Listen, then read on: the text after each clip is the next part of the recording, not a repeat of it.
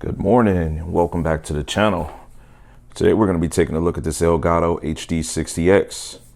Now the other day, and I'll card in a video right now, I did post some content in which I wanted to offer a context in which you could understand my frustration with this device. It's not a bad device though, right? So today I'm going to follow up and actually give you guys a review of this, something a little bit more in depth, and really offer you some fine talking points as to who this is going to be best suited for. Okay, we're going to do that right after this intro.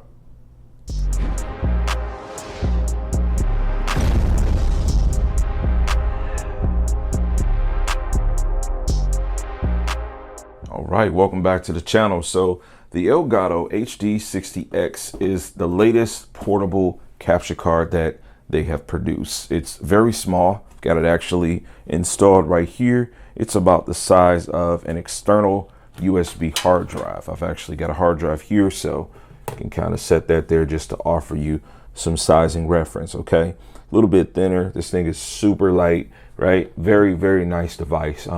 So the claim to fame behind a capture card is that it essentially captures whatever it is receiving. Okay, it's a receiver, if you will. So you have an HDMI that's going to go from your console right here. This orientation, we've got the PlayStation 5.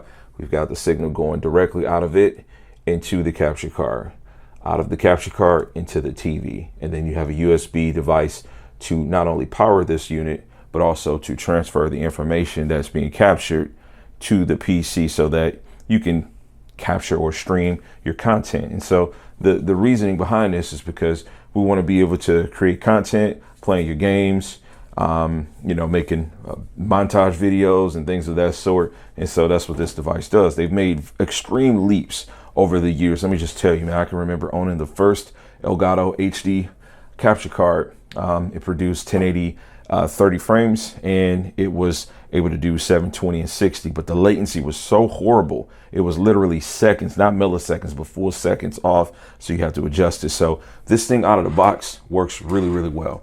And in my prior video, I didn't really speak to how good it works as a device and what it can do for you, but this is really a nice device.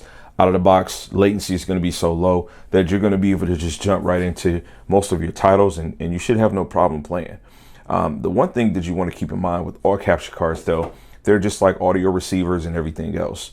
Anytime you're taking a signal directly from your source, which in this case is a console, Blu-ray player, whatever the case may be, you putting it through there, passing it through, it's going through a whole entirely different step as to get the quality in the image, in the video, in the sound, and everything else in between and beyond, right, to the TV. So you have to understand that there is going to be some kind of a change from what the default display is going to offer you, which adds context to my video the other day when I said don't blame the 1080p 120 frames per second limit for the PlayStation 5 on the Samsung S95B, because you may have some people that are completely new to this. They may look for this combination and it'll just be an issue, right? The capture card in question right here will offer you a couple of different options. Right here, we'll focus on where it says pure pass-through. It tells us you can play in 4K 60 with high dynamic range 10 or high frame rate, right? Such as 1440p at 120 and 1080p at 120. Now, the PlayStation 5, unfortunately, cannot produce 120 frames per second in QHD. It's not a base resolution that the console can offer you right now. The Xbox Series X, a little bit different. All right, here I have my Xbox Series X connected to my 55-inch LG C1 OLED. This console, on the other hand, can offer you QHD, 4K, and 1080p, all at 120 frames per second. The capture card is still limited to only doing QHD at 120 as a pass-through. Keeping in mind, pass-through is just as what it says, pass-through, right? So you have signal coming out of the console into the capture card, passing through the capture card to go out to the TV, right? Because this console doesn't do QHD, it can only do 1080p, which again adds context to my prior video that I carded earlier in this video, okay? So a couple of things that you want to plan out if you're thinking about this device. Number one, you need to make sure that you're okay with only being able to play in 1080p at 120 frames if you in fact want 120 frames on the PlayStation 5. Any TV that you get, which the strongest offering right now that anyone can actually actively purchase, is going to be the Samsung S95B. I've got this TV in 55 inch. It does come in 65 inch also. I've done several videos. I'll card maybe one or two in right now. You can take a look. This is an amazing TV. However, it will leave a lot to be desired because of this device in conjunction with this console is only going to give you just a fraction of what this actual TV can provide for you. You will be limited to playing games in 1080p at 120 frames or 4K at 60, which again, kind of defeats the purpose of you purchasing this new capture card. This capture card cannot do 4K at 120, and irregardless of the fact of the PlayStation not being able to natively run certain games in 4K at up to 120 frames per second, some of the options like in Spider-Man, Miles Morales, and the remaster actually does have like checkerboard upscaling technology method that they use where the game does touch 4K at some points and it still does go higher than 60 frames, which again, if you really like that, this is not going to be a device that you want to use because you're going to be limited to doing either or. Now, because this is considered to be a portable device, the recommended means of connecting this, even if you go on Elgato's website, which I'll link in the description, they'll have you toggle what your expectations are, what your operating system is, and if you're looking for something that's going to be external or internal from a capture card perspective. Once you toggle external, a laptop is going to be the recommended device because it's a portable solution. Elgato has yet to perform an internal capture card that can do a high refresh rate, so we're still waiting on that. But if you're interested in checking out a quality laptop, this is one of two that I own. I have posted a video in comparing this with my newest offering. I'll card that in. If you maybe are interested in seeing what my thoughts are on this, you can definitely look into the content. Let me know what you think. All in all, we are still waiting for the optimal capture card to be available, and it's just not an option right now. So my main rig right here that does feature i9 12900K with an RTX 3090 Ti, forgive me, I do have the Evermedia capture card. This is a couple of years old now, and it does limit you to 4K at 60, but the input latency is so low on it that it's just really hard to pass. This is right now the fastest capture card that you can have. Again, piggyback off what I said earlier, understand that anytime you plug something into a device such as a receiver, capture card, etc., you are introducing more input latency than what you got going directly to the TV. So that's something you want to be conscious of. I'll leave the model number to this particular capture card in the description of this video. Now, keeping in mind, this is an internal capture card, which outside of the one that we're actually reviewing and talking about today, does not plug in using a USB cable. This actually needs to plug into your motherboard, as you see in this orientation. To conclude this video, I just want to say that I personally won't be keeping this capture card. I purchased this about 3 weeks ago, and I only opened it recently. Now, I did the video the other day that I carded in the beginning of this video, and I know I keep referencing that, but yeah, it took me a couple of weeks to open this up just because I've been creating content around the TVs, playing and enjoying them. This capture card is not a bad capture card. It's just for a select taste. And, you know, if you're buying these kind of panels, this is going to put you in a position where you're not really going to be able to take advantage of them. So I will show you in this video an interesting way that you can consider using this if you do have like a 2 PC setup, some way that you can actually get optimal performance out of this thing using like a secondary laptop, if you will. But beyond that, I'm not going to be keeping this. I thought it was going to work for me. There was just catchphrases on the box like optimized for the consoles. And although the print is on the back, I did have to order this. This was not available for me to pick up into a store and read the box, right? If I could have done that, then I would have made the choice to not even order it and waste my time. And then I didn't look at any videos. So hopefully this review in this video will help you if you're on the fence about this. It does offer you the variable refresh rate. And if you're okay playing at 1080p or QHD, totally fine. You might really enjoy it because, you know, that might work for you. But for me, the type of displays that I bought over the last 8 years just have been like the pinnacle of what you can get. And since 2019, I've been able to play PC games at a refresh rate higher than 60 frames per second in 4K. Now the consoles that came out in 2020, they're able to do that. Us now just getting the recent PlayStation 5 update tells us as much that this is a thing to stay. This console is great, but this capture card is going to work for me. I'm going to show you one more clip within this video, and it's going to be connecting it to my Felix clone arcade cabinet. Okay, so let me lead this portion of the video with an overview. This has my Plex server. It's a Silverstone case. Inside of it has an Intel i9 9900K with an RTX 3080 Ti. Got brand new Felix arcade stick. Beautiful thing there with an MSI 32-inch VA curve monitor. Input latency is pretty low on this thing. Okay, so got speakers in here, everything for me to have an enjoyable experience. Now, if I wanted to capture, the PC is definitely capable of doing that. However, if I wanted to play some games and just kind of maximize the settings, but didn't want to utilize the resources of the computer, if I wanted to just leave everything that the computer's got strictly to push frames, to give me the optimal gameplay, then using like a laptop, something that, you know, this capture card can use, is going to be very helpful. I'm going to show you guys how I would personally hook this up and use it. All right, guys, I'm all about the aesthetics, but for this particular clip, we're just kind of showing you what we're looking at. So this is having the laptop pretty much is being used as kind of a mirror with the actual capture card.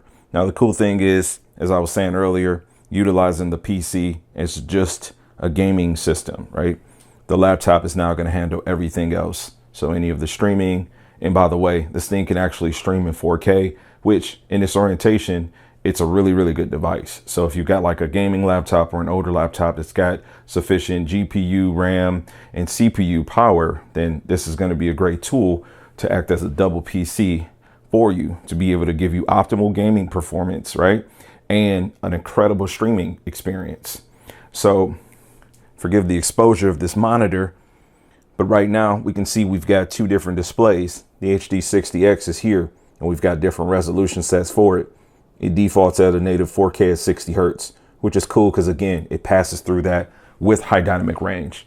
So that's totally cool. If you were playing on a 4K monitor that has HDR in this orientation, just like with the console, you can do that. You just can't get variable refresh rate, or you can't get the high frame rate pass through.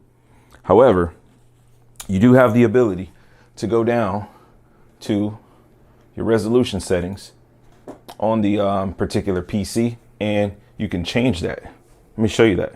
All right, so we're able to go down, toggle all the way down to PC settings. We do that, we can see that we can actually achieve a refresh rate of 120 Hertz.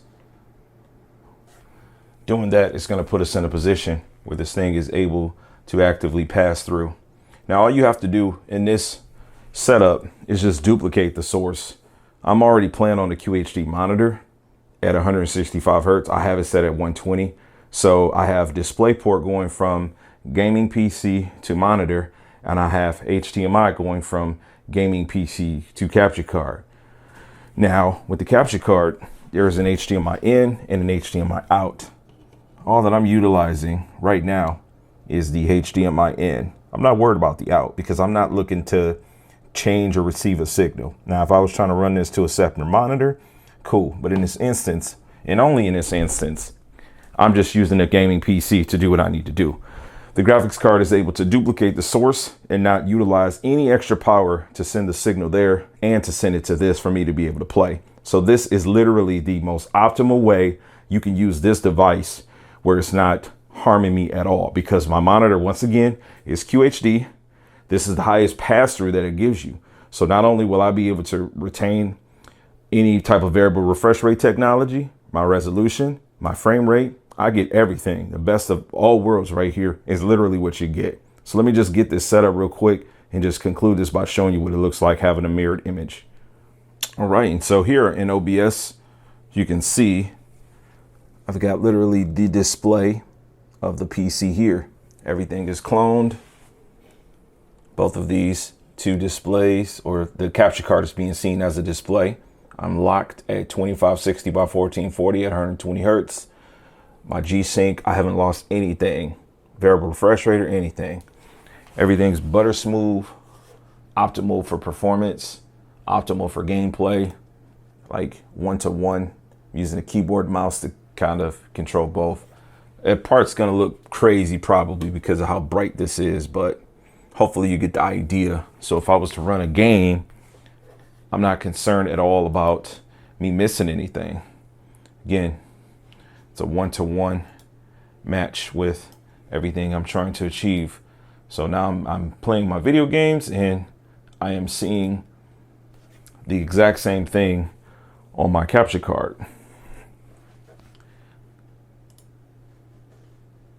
Steam telling me I'm out of date. Just gonna load this game up. Again, I'm shooting this at 4K 30. I always have to tell you guys that, but yeah, this is pretty awesome. Obviously, this fighting game is gonna be at 60 frames per second if I were to play it, but this is gonna be a perfect representation of whatever I wanna do. If I'm gonna look to capture this, now I have a laptop that is dedicated for doing strictly that. So I would connect my mic, I would connect my camera all to the laptop and just allow it to do that. And my PC would be left to just manage everything that it needs to manage, which is just going to be playing video games. So again, if you're playing these competitive shooters, anything like that, you want to play with the QHD resolution as well as the high frame rate, you can do that. You don't have to worry about, you know, whether or not things are going to play smooth. I think this is going to be like the most optimal way of using this particular capture card. I felt like my first video just bashed it, and that wasn't my intention. It's just that you want to be conscious, especially when you're buying these new panels. You're not going to be able to really take full advantage of this if you wanted a game and capture. So yeah, but as you can see, we got that perfectly complemented. Let me guys know if you have any constructive criticism. Hopefully you got the intent of this video. HDMI 2.1 is a tricky situation. And so we don't yet have all of the devices that we need to support the consoles and the display simultaneously. Also, we need to be conscious that, you know, input latency is a thing. Anytime you run something through and pass it through, you're going to be introducing that. And again, in this orientation, I'm not passing through a signal from the capture card. The graphics card is passing its signal to the monitor and it's passing it to the capture card, which is connected to the laptop, which enables me to get a super responsive experience there. Hopefully you guys found this helpful. Hit a like if you did. Like I said, leave constructive criticism. Catch you guys on the next one. Max love.